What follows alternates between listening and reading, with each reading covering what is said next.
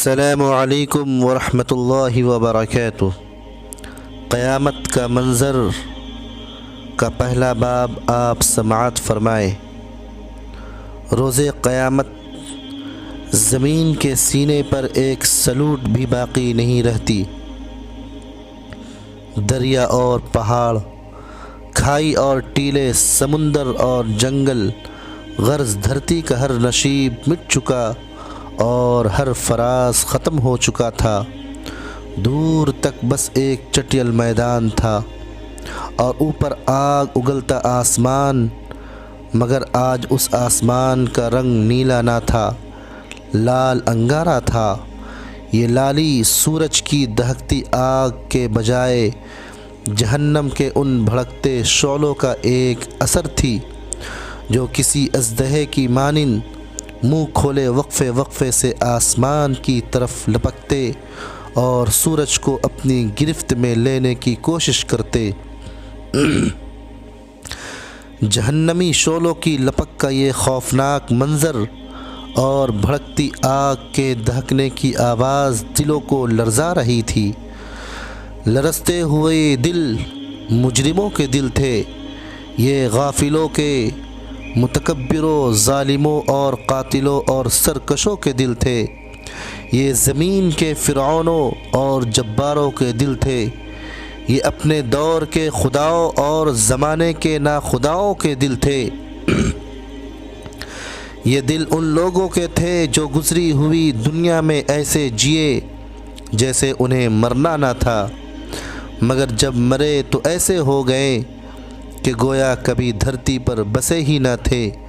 یہ خدا کی بادشاہی میں خدا کو نظر انداز کر کے جینے والوں کے دل تھے۔ یہ مخلوق خدا پر اپنی خدائی قائم کرنے والوں کے دل تھے۔ یہ انسانوں کے درد اور خدا کی یاد سے خالی دل تھے۔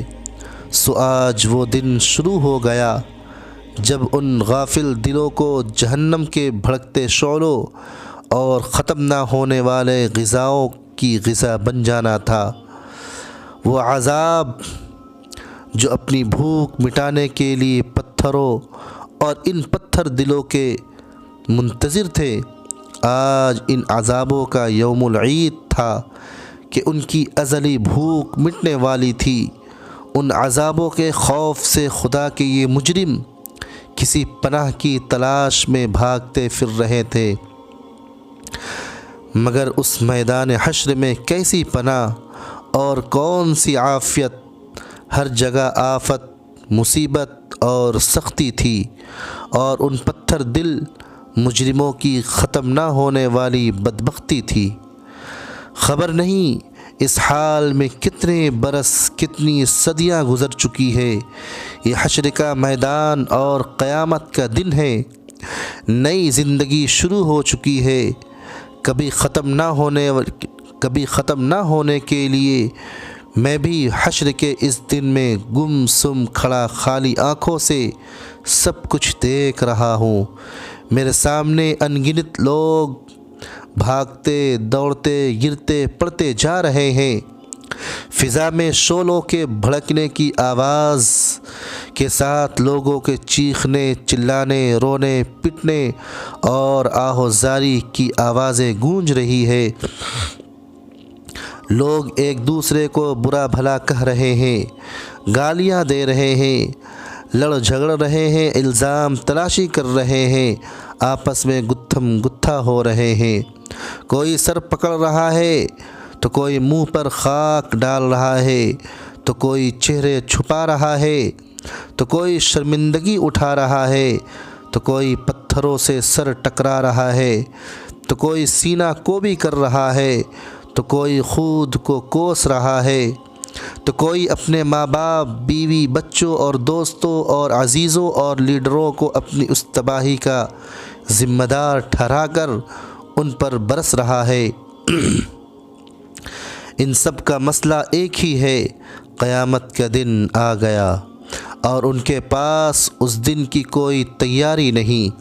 اب یہ کسی دوسرے کو الزام دے یا خود کو برا بھلا کہے، ماتم کرے یا صبر کا دامن تھامے، اب کچھ نہیں بدل سکتا، اب تو صرف انتظار ہے کائنات کے مالک کا ظہور کا، جس کے بعد حساب و کتاب شروع ہوگا اور عدل کے ساتھ ہر شخص کی قسمت کا فیصلہ ہو جائے گا۔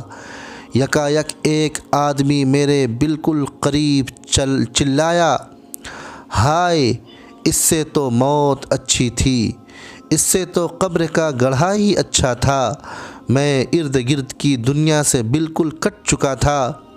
یہ چیخ نما آواز مجھے سوچ کی وادیوں میں سے حقیقت کے وادیوں میں لے آئی، جہاں میں بہت دیر سے گم سم کھڑا تھا۔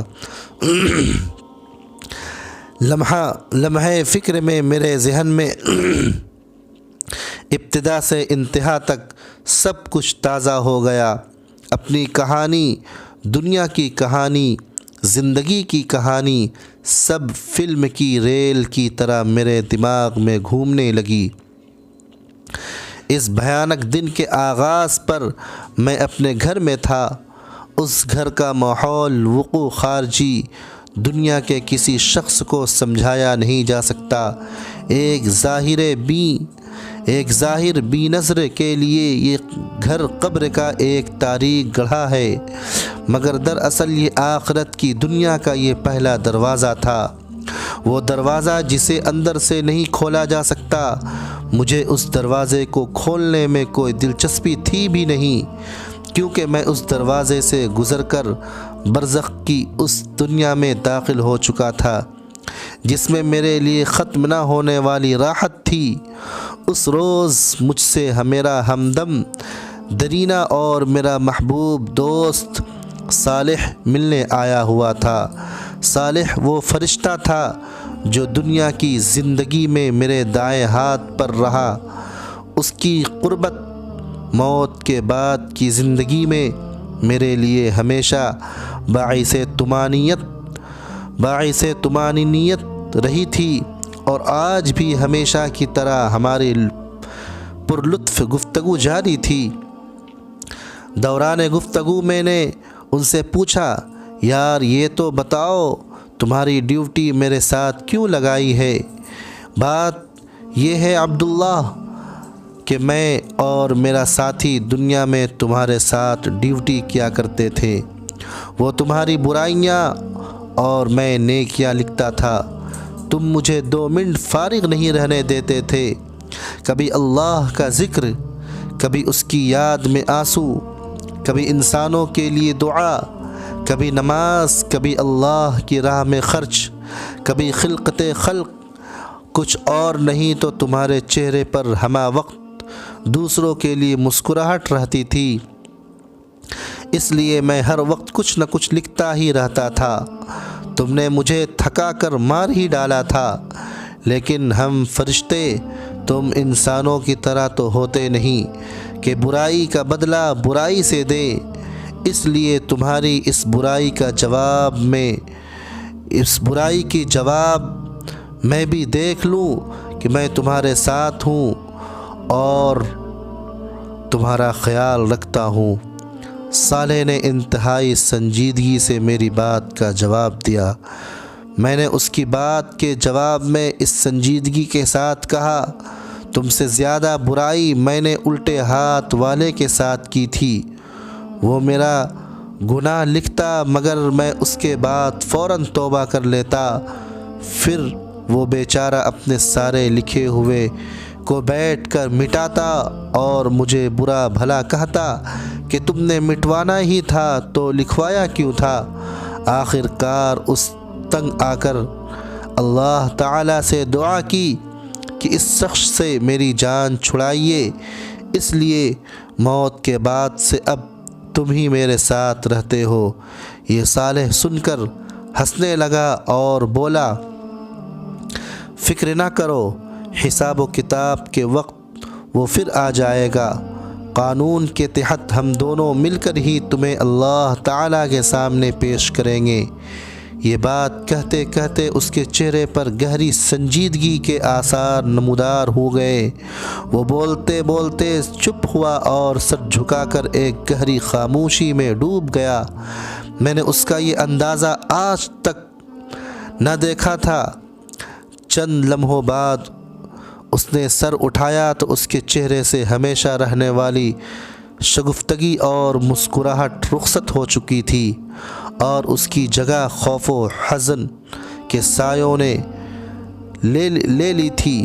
مجھے دیکھ کر وہ مسکرانے کی ناکام کوشش کرتے ہوئے بولا، عبداللہ، اسرافیل کو حکم مل چکا ہے، خدا کا وعدہ پورا ہونے کا وقت آ گیا ہے، اہل زمین کی مہلت ختم ہو گئی ہے، تم کچھ عرصہ مزید برزخ کے اس پردے میں خدا کی رحمتوں کے سائے میں رہو گے، مگر میں اب رخصت ہو رہا ہوں۔